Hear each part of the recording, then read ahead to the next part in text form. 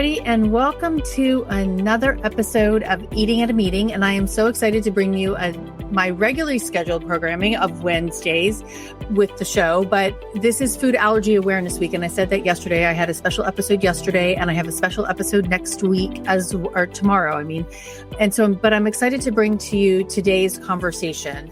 It is two moms, countless events and lessons on food safety and hospitality.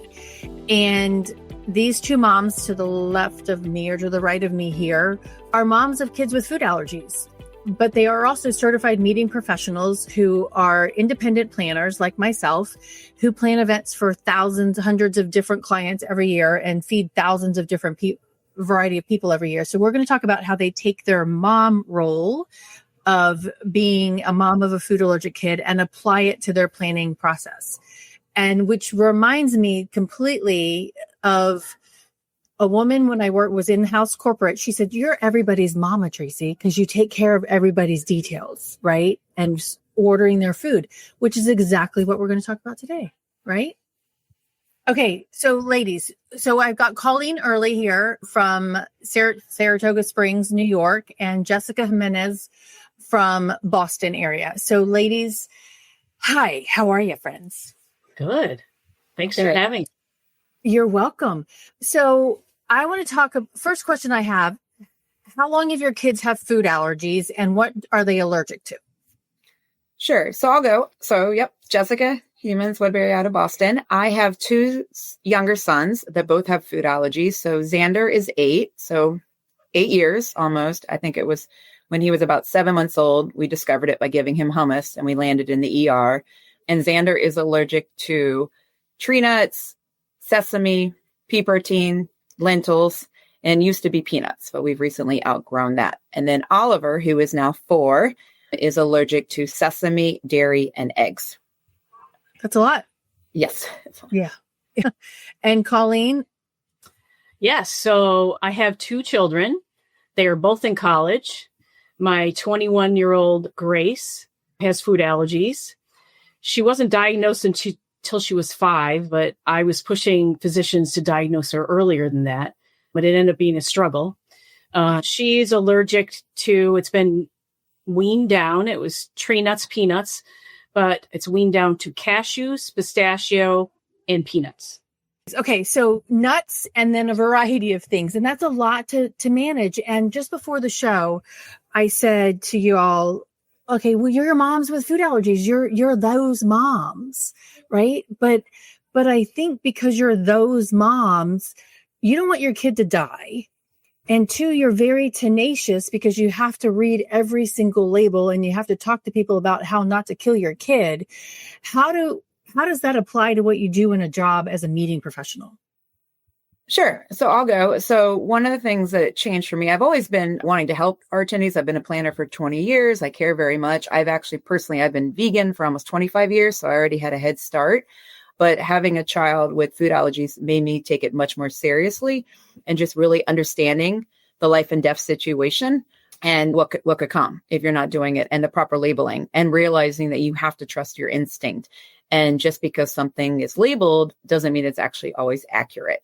And so just always double checking, walking through, having your BEOs in hand, checking every label, making sure everything's correct, because I'm pretty sure there's not one event that I've ever done where there wasn't a mistake from the labeling or what was on the banquet order or what we were told or what was served. So just always being very diligent. And then also, I think the other thing I would say that's given me an advantage is that because of dealing with children with different allergies, I understand there are other products out there that you can serve that are safe.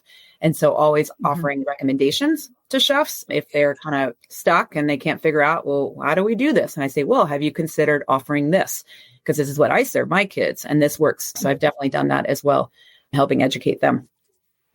That's awesome. And I just actually did that at a conference a couple of weeks ago. I introduced Red Plate Foods to the JW Marriott Austin, and because it's free of the top 14 allergens and vegan. And so we brought in muffins and cupcakes and cookies for our breaks and breakfasts and they went off, they were a hit. I mean, because they're delicious. So yeah. Colleen, what about you? Really the same thing. We're forced with our children being so young and being diagnosed that we had to adapt. So why are we not being somewhat of a caregiver for a day or two for attendees and doing the same thing? What we do is to connect people and be hospitable and be unreasonable with our hospitality. So just taking a step further and try to bridge that communication gap between a meeting planner and a sales manager, convention service manager, to a server, to a chef. We kind of know how to do it. And again, we might have a recommendation of something that we've used in our own household or at another event to make it easier for a hotel or venue. I think that's key because we're not trying to be a burden. We don't want to add that extra burden onto them, but to make it easier because like, hey, can you eliminate this from this meal? Or because it's going to require less personalized plates in essence and less staff. So I want to put this note up here about Nicole from Nicole. She's like, I'm one of those moms and I'm sorry that I called you those moms, but I think it's really important to say this in this conversation. She feels guilty, but then she remembers it's life or death for her son and so many others. So she's thanking you for sharing your insights. Thank you very much, Nicole, for chiming in here. And I think it is that. And Jessica, I think you said it is like, until you live it, you don't necessarily know it, right? Yeah. Yeah. So can you share a moment when it kind of collided in your personal life of managing these food allergies and then your professional life collided and helped you in the ways that you guys both just described? Yeah, I'll just give an example. I used to work in-house for an association and we would do an event on the South Shore, Massachusetts every year. And we had leadership at the time. And one of our vice presidents had a ton of food allergies, like a lot. And to the point where like he didn't even want any of them served on the buffet, just very cautious, very careful. And so learning how to tweak our menus from sesame free, sunflower free, I think kiwi free, just a lot going on. And one of the things is we tried to serve like for breakfast to cater to various different diets, obviously for like the vegan community, making sure people have protein and stuff. A lot of times we'll do like bagels and peanut butter, right? But peanut butter is an issue, bringing in the nuts into play. So then we would do like a sunflower butter, but then he was allergic to sunflower butter. And so then what do you do? And because I had my own child who had various different dietary stuff and who was highly allergic to sesame and everything, I recommended, well, have you ever considered pumpkin seed butter? Pumpkin seed butter is what I serve my child because he too has like allergies to certain things and it's safe for school. It doesn't introduce another nut. It's actually an extremely like rare allergy, if any, compared to the other ones. And the chef was like, I've never heard of that, but let me see if I can get it. And so he ordered it and it was delicious and we served it. And so it added a new thing that he had never considered. And that was because of my own experience with my son. Right. Then we started serving that at all of our buffets for breakfast. Oh, wow. Okay. Awesome. That's fantastic. Colleen, anything about you? I mean, there was a recent event you experienced personally with your daughter. I guess I've had a bunch, and my daughter is 21 away at college. And so I guess I've had my share of circumstances and challenges. I recently had one that she was going to be attending an event with me. And it was a dinner, a reception.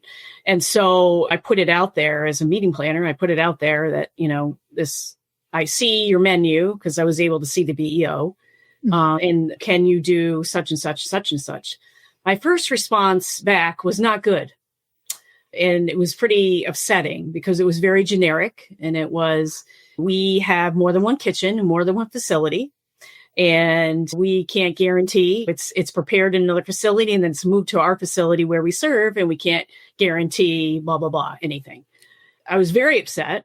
I had to take a step back because, again, this is about my daughter. But also, if it was about attendee, I'd still be upset. And so I had a nice response, kind of ignoring some of the things that were said to me. And I said, there's a duet menu. I think you could do this. But I'm willing to talk to you. It would be nice if you need to prepare a separate plate for the appetizers, that would be great. Please let me know. I'm willing to talk. So, and then I didn't hear back.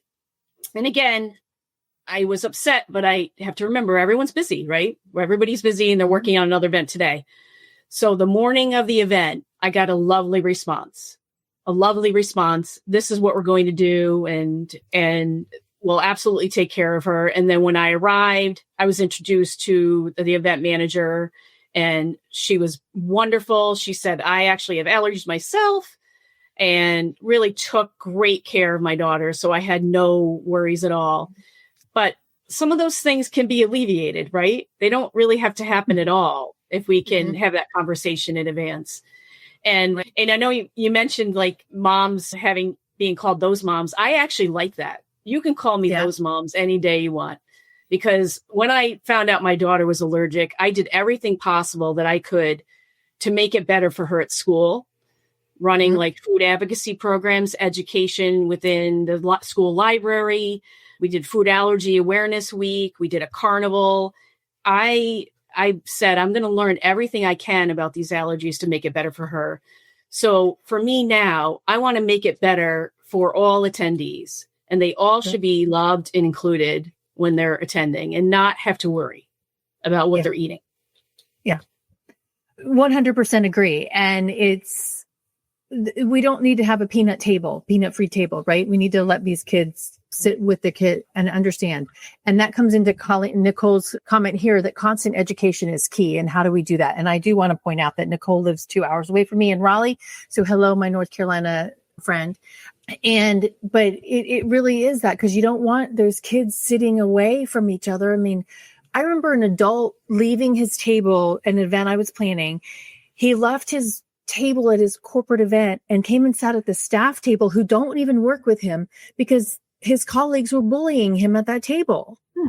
Yeah. And they're like, oh, they were trying to order for him and place all this. Well, no, you can't do this. And and he's like, he's a grown ass man. He can answer for himself and do this. But he got so annoyed by it. He got up and left and came and sat with us. And that is not what we want. Well, Tracy, can I just add, I think too, not just what we talked about, like making somebody sit at a table or being inclusive. But I mean, that's one thing why I'm so passionate also about tweaking our buffets to making them as inclusive, because the last thing I want is all this great networking happening in the room if people grab their food and they go in, and that special allergy person has to sit and wait 15 minutes for their meal to be brought up to them, especially if it's leadership. And I think because I come from a long line of having leadership at many organizations that have a bunch of dietary requests and food allergies, I don't want to put anybody in an awkward situation. They need to be able to get their food right away and be like everybody else and participate. Right. Exactly. 100%. I agree. Well, and this is one from Jim Spellows, and this isn't an allergy thing, but he's vegan, and he asked them for the vegan meal. They brought him something, and then they showed up with the plate. Do you want the scallop? He's like, no, I don't. Right. Okay. So Carly Dobbins, thank you for tuning in, Carly. Have you ever had someone have an allergic reaction during an event because something was mislabeled? Hi, Carly. No, Carly. I, knock on wood, have not. I have not. So, but is it luck? I don't know. It could be. Right. But I've heard of another venue that had an issue and are willing to speak about it, and they're willing to fess up to it and saying that we made a mistake and we tried to fix the mistake and, of course, care for the injured individual at the time. But that venue, I think, I applaud them because they're willing to say that they made a mistake. But I have been lucky to not have that happen yet. Yeah. Unfortunately, I don't like that word yet, but yeah. Yeah. I mean, I think I've definitely had things that were mislabeled, but luckily nothing happened. One time at a venue, we served some desserts and it was supposed to all be nut free. And they ended up, the chef ordered the correct ones, but the vendor ended up shipping ones with hazelnut, like a Nutella dessert. And so they were already out on the buffet. And luckily somebody caught it. It was not me that time. And we pulled them. And so nothing had happened, but very close. But just recently when I was in Long Beach for a conference a couple weeks ago, one of the fish dish that we were serving was supposed to be dairy free. It was clearly labeled on the banquet order, the label and everything. And just like I'm sure Colleen does, you're the first one out. You check everything. You triple check all your labels, your everything. I open every tray, make sure it's all. And I'm like, this looks really creamy. Like, what's going on? And they're like, I'm texting and they're like, yeah, it's supposed to be dairy free. I'm like, can you triple check? Because I'm not sure about this. And they go and they talk. And there was a mishap between the chef and whatever. And I'm not sure who dropped the ball, but to draw that. Yeah. And so I caught it. And so immediately, luckily I had my pen and I'm scratching it out. Dairy free is We had another entree that was fine and safe. So we still had food for people. But because I caught it right then and there, literally a couple minutes before people started walking in line, we didn't have any accidents. But had I not caught it, I think that's one thing that we constantly have to be on top of everything. Even if we've done everything we could do prior to the event, we still execution side have to double checking because something could always happen. Yeah, that's a really good point because we proof the labels, but that doesn't necessarily mean that is done in the back of the house to make sure so that's like a label, a banquet event order, and then the event orders that are going to the different chefs. And I remember an event I did last summer. I said no nuts. We had somebody that could not be in the room with nuts. So the entire event was nut free. I walk into my event planning office and there's a bowl of cashews and a bowl of almonds. And I'm like, no, these need to be removed. And then the next morning, the pastries were served and the same server who was helping me in my office he noticed that 2 out of the 4 muffins contained nuts in them and he pulled them. And I'm like, and the pastry chef's like, oh, I forgot. And I don't like that statement. But going back to Carly's question, I did have about the allergic reaction at an event. I was attending an event and I was speaking on this topic at that event. And a woman who had a pepper allergy was taken out of the room because they put pepper in her dish. And I was leaving the room to go to get ready for my presentation and the EMTs were there. She was on a stretcher. They were taking her out and she didn't want to leave. She wanted to come to my session, but I'm like, no, you need to go to the hospital. Right. But it wasn't even a personalized plate, such as what Christine mentioned yesterday. Like the chef's like, oh no, there's no pine nuts in it. She took 1 bite and there was a pine nut in it. I'm like, where's the disconnect? Right. Yeah. Yeah, there's communication and care. Those two things can alleviate all of this, right? So we have to communicate, but we have to care about it. We have to want to do better. Mm-hmm. Yeah. So in just kind of thinking through all 3 of those scenarios, where do you think that gap is? Because you're providing the information and this is all coming from an email, right? Right. And then that email gets hand put into a computer by the event manager. But where do you think we can, and I'm going to call them critical control points instead of gaps. Where do you think those critical control points are? Don't jump at once. Yeah, no, I'll go. Sorry. There's so many. I don't know where to start. Yeah, I know. I mean, one of the things, we talked about is that I feel like maybe because I'm a control freak or whatever, but like, I think a lot of it starts with us, right? And it's more burdensome on us, but it's just because we care, because we want to do it right. So I don't always expect the chef or the CSM to come up with menus for me, to come up and figure it out. Like I take the menus, I do majority of the tweaking, like just from an out. I'm looking at it and I say, cut out this, add this, cut out this, put this on the side or whatever, as much as I can based on the dietary requests that we get. Because lately I just feel like it's not coming from the other side as much. Like they just don't get it, whether it's the lack of training or the education or staffing capacity or whatever. But I feel like there are so many times, even in pre-cons, where you're like going through the dietary requests and they're like, yeah, okay, we're good. And I'm like, well, we're not good. We still have this person that I emailed you about. What's the solution for them? Well, they can eat this. And then I'm like, no, they can't eat that because of this. So we need to figure out or we need to continue tweaking or whatever. But I feel like, unfortunately, the burden on the planner side, it's really up to us from the first step and holding them accountable to making sure, because I just feel like I don't want to say a laziness, but there's definitely a lack of effort from the supplier side. And so if you don't step up to do it, I don't think our attendees are going to be cared for. Yeah. Colleen, do you agree with that? Yeah, I do. I think a lot of it is time. I was recently in a pre-con meeting that there were some comments that I didn't appreciate about an individual that had a lot of food allergies and why are they eating here? That's what I had to hear. It was terrible. Wow. So some venues, and not all of them, some of them are wonderful, but some venues just are not taking the time to care.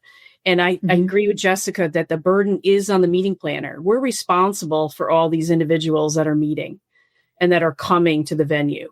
So we're the ones that we have to push and ask the questions and make sure that everyone is cared for. But again, there's some venues that do a wonderful job at it and really take it seriously and are willing to be the partner with us. And that's what we're trying to create. And we're trying to make it easier on the venue. I think sometimes they think we're not, but we are. They are responsible. They have to be responsible for these individuals that they're serving. They have to include them. It's ADA and they have to include them. So we are helping. We are trying to help include for them to include everyone. I love that. All right. We've got a comment here from April. Clearly labeling things on a buffet is very helpful. I'm gluten-free and dairy-free, dairy protein-free, but I don't have celiac. It's helpful to be able to read the labels because even though nothing will kill me, it's helpful because to read and decide what I do and do not want to consume. Yeah. April, I know April too. She's from Saratoga. Hi, April. You're so great being on this. And I love that she added that because it is because you don't want somebody to, I mean, I saw a woman last in my conference a couple of weeks ago, and she's just walking through the buffet, and it was at the end, and she was like hesitant. She didn't want, I'm like, can I help you? Can I get you something to eat? And she's like, and I'm like, well, I've got this in the back because I had some personalized plates that weren't picked up. And she was just like, I so appreciate you for noticing me. Right. And for paying attention that she wasn't comfortable with what was on the buffet. And that's that mom mentality in a way, right? And okay, she just said, you go, Colleen and Jessica. I appreciate planners like you. Yeah. Well, Tracy, I would just add too, I mean, the labeling is certainly important, but we also talked about like just even the setup. I feel like there's so much education and training also from my side, working with the banquet servers. And I think unfortunately with the post-COVID world and losing a lot of talent in the industry and bringing on new people, sometimes it's just staffing agencies and stuff, but like getting people up to speed on how to set up a buffet properly that is in accordance with food allergies and diet. Like you don't put the vegan gluten-free entree or whatever first, right? You put that in because everybody's going to take that one first. If you take the nuts out of, or whatever, cheese out of the salad, put it on the side, but make sure you have different utensils, keep it separate and proper labeling. Don't blend different things together. Like I had a break the other day where I had, some kind of pastry or whatever that had a lot of allergens in it, but I had like another one that was allergy better, and they were separate utensils, whatever. And then the banquet server later on just mixed them all into one platter, like cleaning up, whatever. And I'm like, well, what'd you do? Why would you do that? Like we purposely had it. So, and then going back to what you talked about nuts the other day, like same thing. I like made all the buffet nut free, very labeled, but then the bread, I noticed they had like those little yummy cranberry muffins that have the walnuts in them. And I was like, what? You just threw in walnuts for no reason with no labeling? Like we tried so hard on everything else. So it's like just constantly being on top and helping people out. I think one of the problems too with like make your own salad bar is that they'll put like the toppings up here. So when people grab it, they're dropping the cheese or the nuts right into it. That's like we gotta bring it down. Yeah. And it's like putting the food that's got the allergens on the top, which is great. But then again, if you've got somebody that is short in stature or utilizes a wheelchair, they can't access that. So you do have to make it accessible. And even further back in that, like you don't want to put those peanuts in the back over there. So they're dropped over here. Yeah. Yeah. And I'm glad that you brought that up because it's not just what's on the plate. It's how it's designed or how it's presented. Yeah. Right. Yeah. And that takes a conversation between the front of the house and the back of the house. And sometimes they don't like to talk to each other. It feels like, yeah. So what systems do you have in place in your whole planning process to help prevent these kinds of incidences? I like the fact that you said you lift up the chafing dishes and look at the food and compare it to the label. Anything else? I mean, honestly, I think what I was talking about earlier about like, again, like I try to do as much work and help them out as much as possible about like tweaking the buffets and going through and detailing out what can be done so that I'm not just asking them to do everything, that I'm also taking on some of the responsibility and helping out all ideas and then just making sure they're executed properly. And then one of the other things I do that we haven't touched upon is that, I mean, obviously we're all working really hard in the capacity. But when I can, I'm not 100% perfect, but I would say 90% of the time, I do email the attendees as well and say, I just want to let you know, here's the meal planning that we have ahead for you. Like these meals I've tweaked so that you can eat off of them, whatever, but we are doing a plated lunch on this day. So you will need to show your dietary card for that lunch, things like that. So just so that they know that they're being considered, that they have options. So when they arrive, it's just like, oh man, there's nothing for me, and then walk off and leave. So, right. Yeah. Colleen? Yeah, same thing, Jessica. And I love what you said, because this is exactly what I do, because these people need to feel welcome before they arrive. So the only way that they can do that is for us as a meeting planner to reach out to them and just say, this is the menu, or okay, what are your concerns and what can you eat? Because sometimes with registration, we might get something, I can't have gluten. Okay, so tell me a little bit more about that. Is that a gluten allergy? Are you restricted? Like, tell me more. So that we can give the correct information to the venue. Okay, this person avoids gluten, but doesn't have a gluten allergy. Sometimes it's good for them to hear. Sometimes it confuses them. But anyways, things like that, just really from even before they arrive on the property, just really take care of them and say, I'm going to help you. You look for me when you register, and we can discuss the menu. I can introduce you to the event manager. So you're going to see that person every morning, and then they'll tell you who you're going to see in the afternoon and in the evening. If you have any questions, you can go right to that person. So just really trying to connect these individuals together, because we all have to play a part. Right. Exactly. Nicole just piped in here. Yes, Colleen, people need to be welcome before they arrive. That is the next level service. I love to hear it. And I agree, because even at my event, I have two kosher individuals. One is Orthodox Jew and the other one is not Orthodox Jew, but he's like, if you label this, and so that, because this was also during Passover, right? Label for this, then I know what I can and can't eat when I'm going through the buffet. And he thanks me at the end of the day, right? Because he's like, I know what I can eat, and you're providing me that way to feel connected. And one that's coming up next month, I emailed these people, the attendees who have nut allergies. I'm like, can you please let me know if you can't have it from ingestion, touch, or inhalation, right? Being in that room. And 2 people said I can't be in the room with it. So I'm eliminating nuts from all of our menus because of that connection. Yeah. Right. I think there's a lot we can learn from attendees as well, like emailing them and asking them. And so sometimes feeling like I'm stumped, I can say, can you give me ideas about what you can eat or what you're comfortable with? And I've definitely modified and learned from that experience. Yeah. Yeah. I had one attendee that really was maybe having a bit of a time and wasn't really comfortable eating anything. So they ended up bringing their own meal, and the venue had to deal because that was what he needed at the time. And so it ended up being fine. It was probably a little awkward for him, but that's what made him comfortable. And that's what got him through the conference. So we have to be able to adapt and help.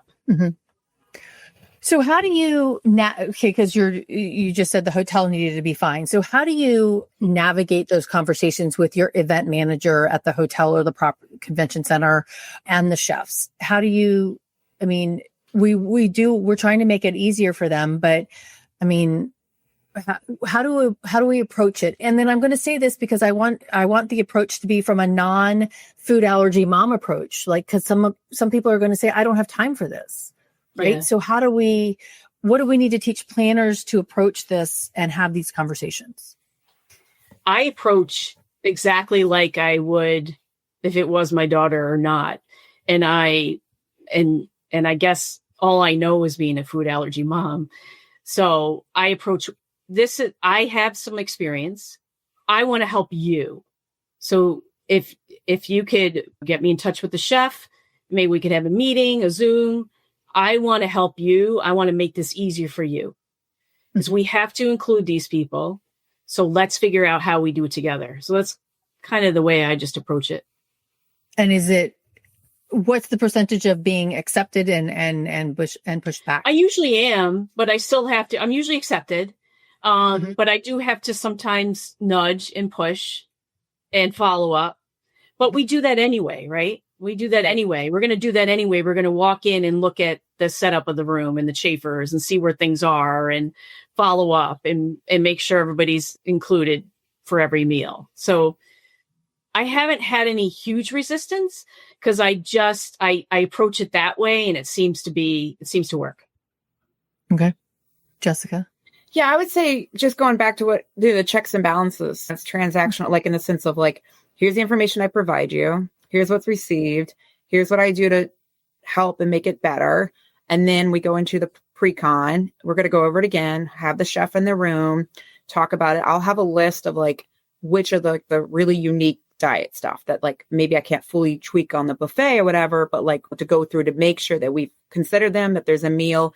And then again, when the food is served, that other checking it out. Because going back to being a mom, my experience as well is that like you can do everything right in your power to like talk to the server, ask for the ingredients, everything. And then when the food's delivered, trust your instinct again. Is your child being served the food that you just discussed, or does it look different? And I can speak from the heart about that. A couple of years ago, my child and I were skiing at a ski resort. There was like a grilled cheese place.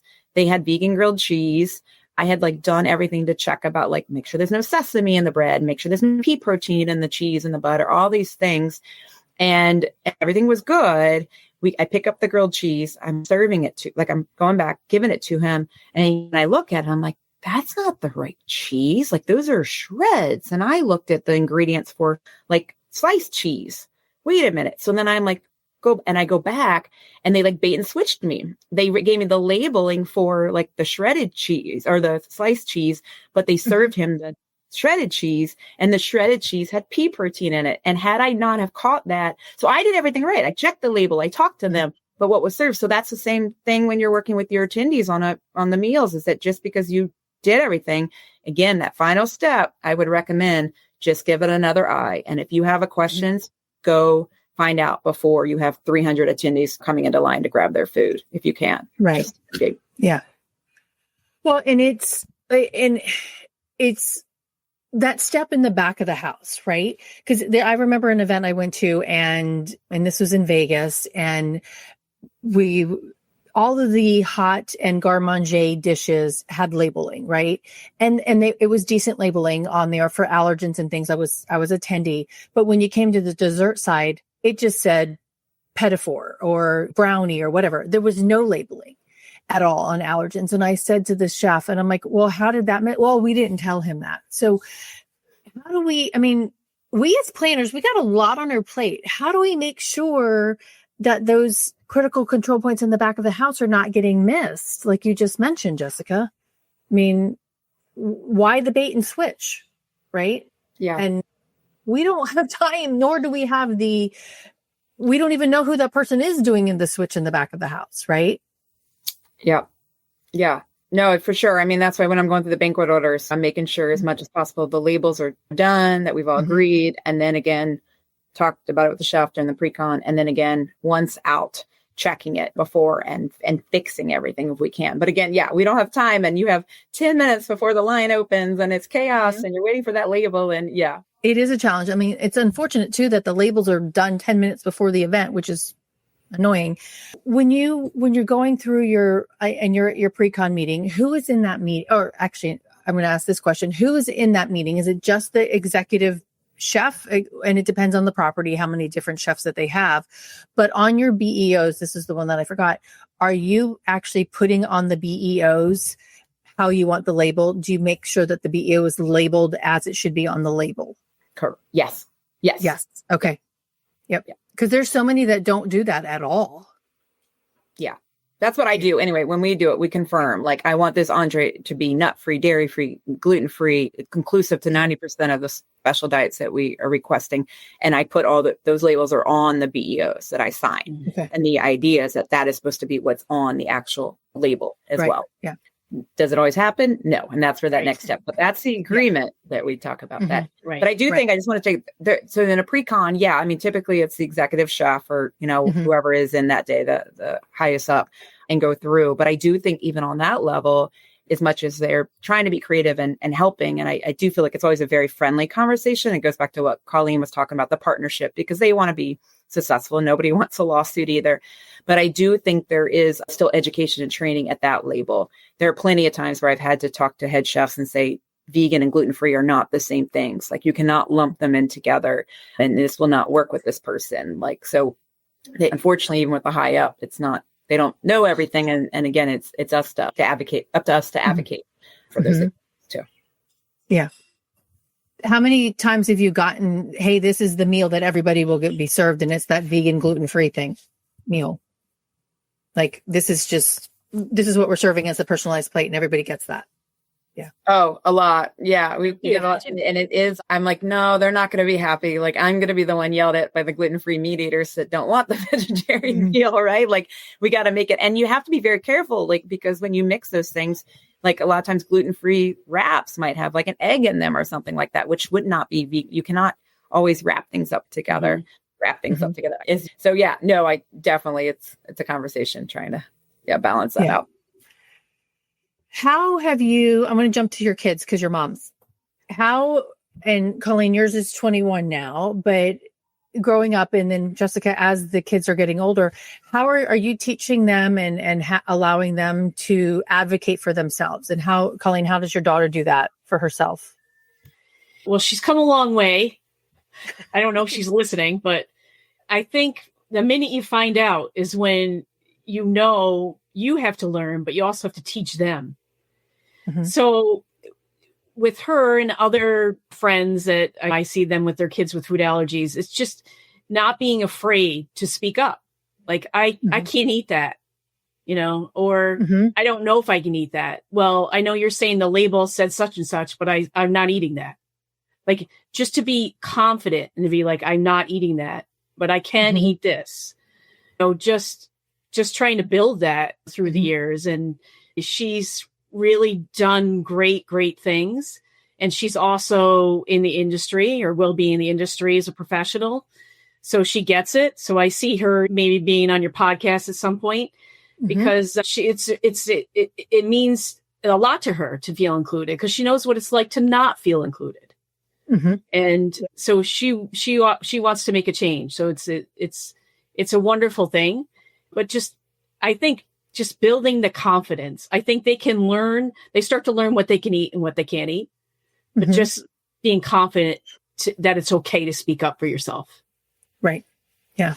Jessica, I know your boys are young. Yeah. Well, I think especially, the 4-year-old we're working on, right? That's a newer thing for him to advocate, but the 8-year-old has been advocating for a long time, like asking questions and asking and whatever. And going back to Colleen, what you just said, like just because something was served to them, he has fortunately been like, are you sure? I don't think so. I'm not comfortable eating this. If he's like, pizza. And he's like, I don't think that's a vegan pizza, whatever.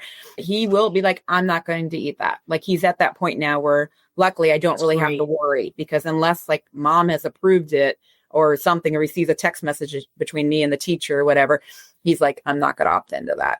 Because I'm not totally sure. So I'm really lucky about that. And the 4-year-old we're starting to work on. So yeah, I love it. And do his friends recognize that as well? Yeah. 8-year-old boys, or they can pick on each other a little bit. Right. Like, oh yeah. But overall, like we're really lucky that we're in a tight community at his school. And actually out of the 6 really close families, 4 out of the 6 have food allergies. So fortunate is that weird bubble. Like they're the only ones in their class, so we all just happen to become friends.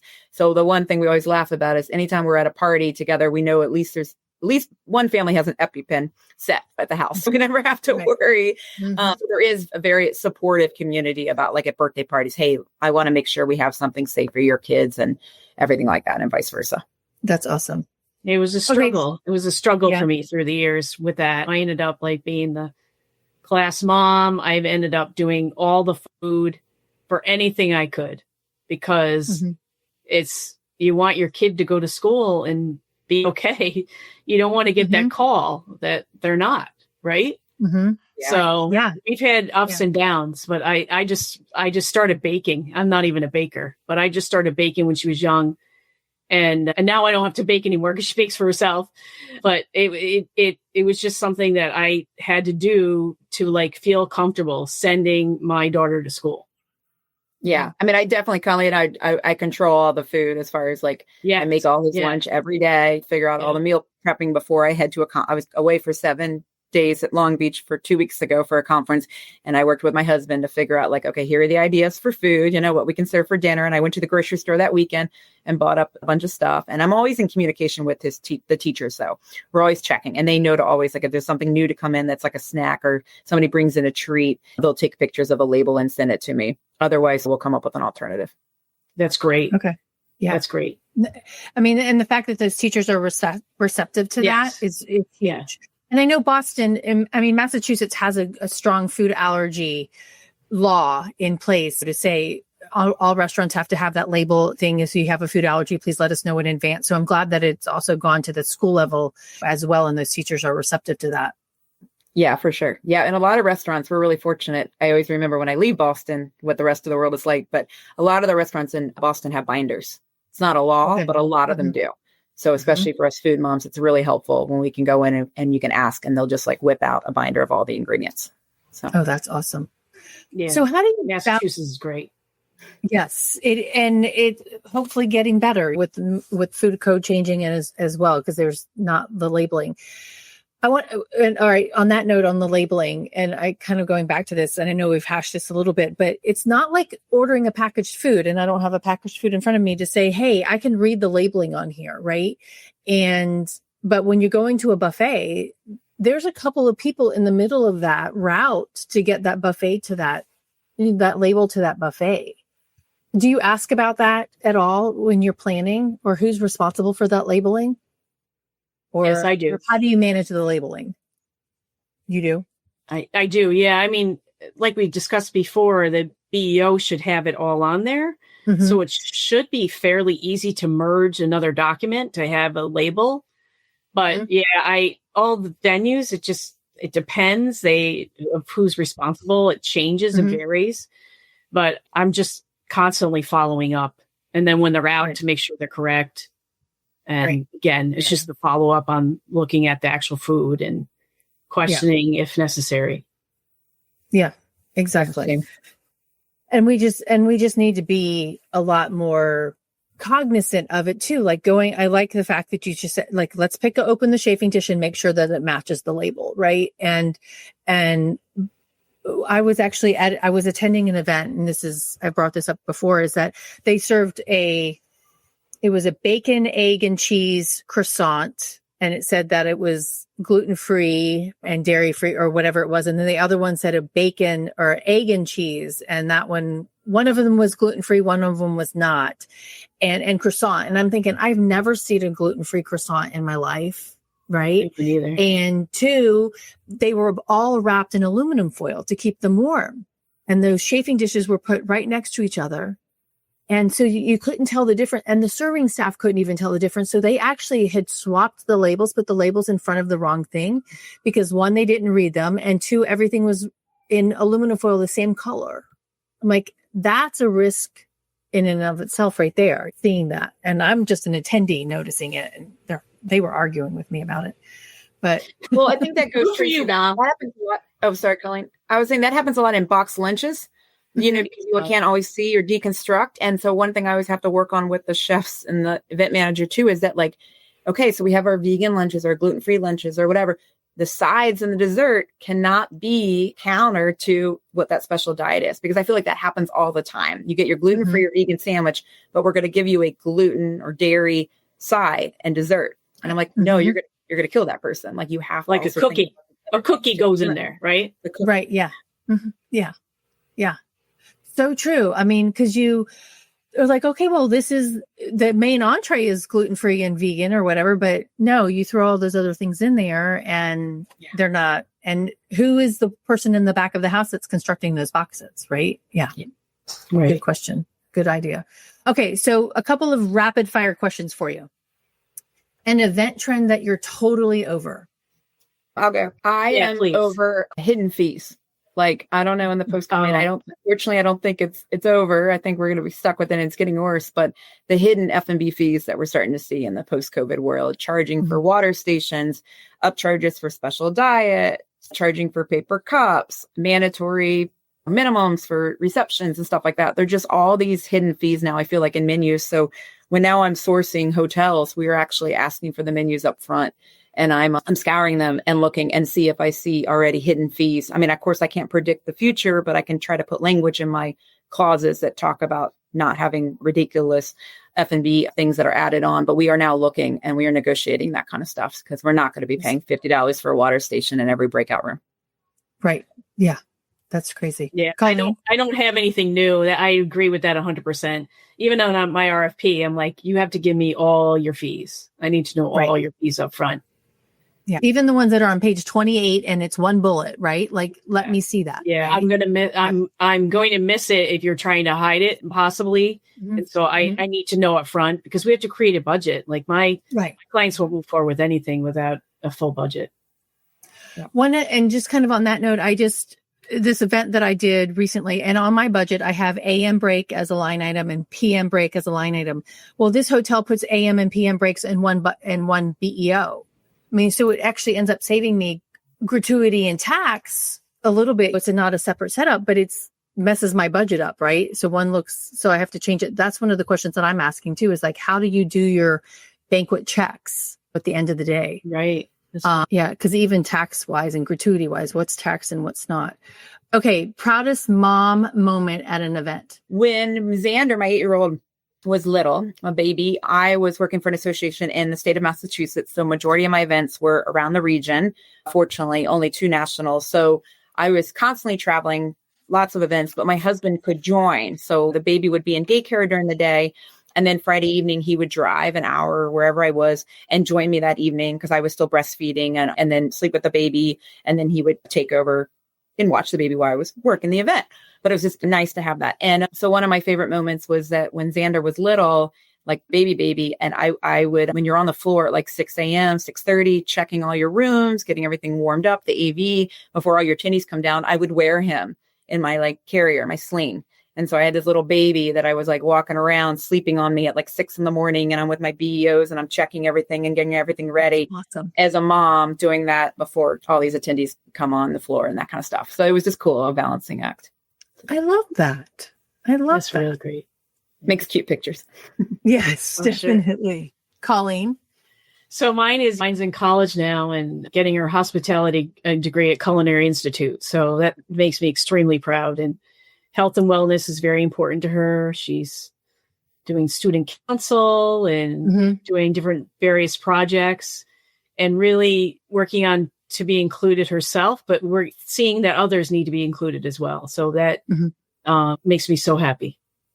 That's awesome. All right. April piped in here with a thing. If you find a gluten-free croissant, please let me know they are. She hasn't had one in 10 years. April, I'll look for you. Yes. And Carly just said super moms. Okay. So what is a go-to planner tool you can't live without?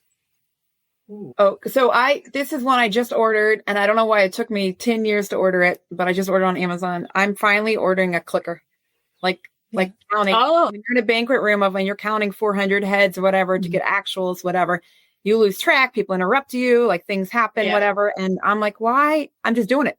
So I ordered myself a clicker and I think that's going to help me a lot. Simple, but nice. Yeah. It's funny. I debated about that. I use the Tally app on my phone, but I debated about getting one. So maybe I'll get one too. What can I live without? I don't know. I have a little, what I call my meeting ditty bag that has all these miscellaneous things in there. So I guess I just can't live without that. But I find every time I go to a conference, there's something that I need to have in there. Like the longer HDMI cord or the double-sided tape or all these pins. Every time there's something I need to add to it, but I really can't live without it. And my name badge, I'm kind of obsessed with my name badge. I bought one for myself. It's a magnet one. So I wear it every conference. That's awesome. All right. We have a bunch of people that have come in and out over here on Instagram real quick. Beyond the BEO joined, Tucker, MO2, Marie, my friend Marie from Newbern, Chef Sanoa and Trish. Thank you for tuning in on Instagram as well. I appreciate it. No questions from them over there. Okay. During event season, one word your family would use to describe you during event season. Insane, maybe? Insane. Okay. Yeah. Erratic. My husband would say erratic probably because he tries to talk about something at home or anything personal. No, I can't handle it. Talk to me in a few days. Yeah. I'd say the super busy, doesn't sleep. Yeah. Like, yeah. Okay. I think they're good sports. They know if it's short term, we'll get through it. Yeah. All right. So I know I had two other ones on that list, but I'm going to say, what is a food that you have at home that's a go-to for your whole family? Because Jessica, you said, hey, I use this at home. What's another besides the pumpkin butter? Is there anything else that you like really rely on? I mean, my 4 and 8-year-olds eat a lot of Impossible chicken nuggets. But one thing our favorite food, I would say, is tacos, taco night. Okay. And just to do an extra little plug, I actually also have a 23-year-old. He does not have food allergies, which is why I haven't mentioned him, but he brought home his first serious girlfriend last night to our house and we hosted dinner for her. So it was very exciting. I feel very old, but she has food allergies and he knew that I could keep her safe. And so we did. That's so awesome. I know. Full That's circle. adorable. Yep. So he has never had it, but he has a girlfriend. So he knew I could keep her safe. So I made a huge spread, taco night, tons of toppings, lots of stuff. And she could eat, everybody could eat everything. So it was exciting. That's awesome. All right. Carly just piped in here. Chia seeds can be used in place of eggs in baking. Yes. Very true, Carly. Thank you. Carly, what about you?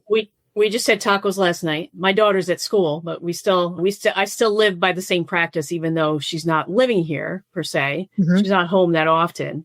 Definitely a bit of some butter, but the made good granola bars are kind of a staple. And I end up bringing those to conferences because there's always someone that wants something sweeter that can't have anything that's there. So I always have like 3 boxes of different kinds. That's a good idea. Colleen, another plug for a product that we love off too is I don't know if you ever eat Brahmi beans, like their bags. You can get them at Whole Foods, Wegmans, other places, or you can order them direct from the company, which is a lot cheaper, and you can get them wholesale in the box. But they're high protein lupini beans, and they come in different flavored packs, and they're just really great and healthy and a lot of protein and a good snack. And my kids love them, and they you don't have to refrigerate them before they're open, so they're great to carry around. Oh. How do you spell that? We got to write that down. Brami. So okay. I don't work for them. It's just something we love. Them and Abe's muffins. I always joke that I pretty much have a full-time job because of Abe's muffins because they're safe for my kids and we go through them all the time. Okay. So on that note, did you say they're lupine beans? Yeah. Yeah. Yeah, because and I'm saying that I'm cushioning it because that's one of the top allergens in the European Union. Yeah, it can. I mean, they do labeling. So they actually have the label on the back of them. My kids are fine with lupini beans. So it works fine even with his peanut allergy. He was fine. Perfect. Everybody's different, but certainly you would have to note, what you can do. Yeah. No, I've never seen those. I'll have to look it up. Yeah, they actually have really good labeling on the back of it, like because of the UK labeling. Like this could cause an allergy, which you don't usually see on beans in the US. But if you can eat them, they're great. High protein. Yeah. All right. Awesome. Well, very cool. Well, ladies, thank you so much. I'm so excited. I'm proud to call you my friends and to have you here on the show with me. And if anybody wants to connect with them, let's see, where do I have everybody's thing? Here's Colleen's. Connect with Colleen on LinkedIn. Colleen Earley, CMP. And then Jessica's is right there. And connect with them on LinkedIn. I'm sure they will be happy to share their tips and tricks furthermore about what they do. But thank you for being food allergy moms, those moms, and taking that into what you do as a meeting planner. Appreciate it. Thank you. Then Tracy, you're amazing. You've been a great support to me for many, many years when we met a long time ago. And what you do is just a wonderful gift for everyone in the food allergy community and in hospitality. So thank you. Oh, thank you. That's very sweet. Carly just said, thank you guys. You're welcome, Carly. It's a passion of mine because I got diagnosed with food allergies and I couldn't eat at my own events. And that's why I started doing this. And I'm glad that this new platform of the conversations of being able to talk to people, whether you're a chef or an eater or a mom there's so many different avenues about this. And it's important that we educate. Like Nicole said, education is key.